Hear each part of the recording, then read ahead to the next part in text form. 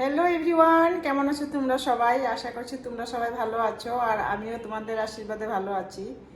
তো আজকের লাঞ্চে কি কি রান্না করেছি চলো দেখিয়ে দিচ্ছি তোমাদের।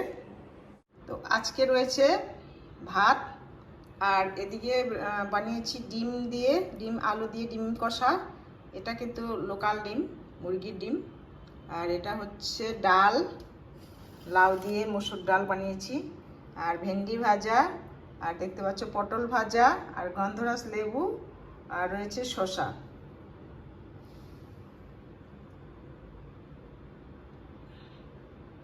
তো চলো দেখিয়ে দিলাম কি কি রান্না করেছি তোমাদেরকে।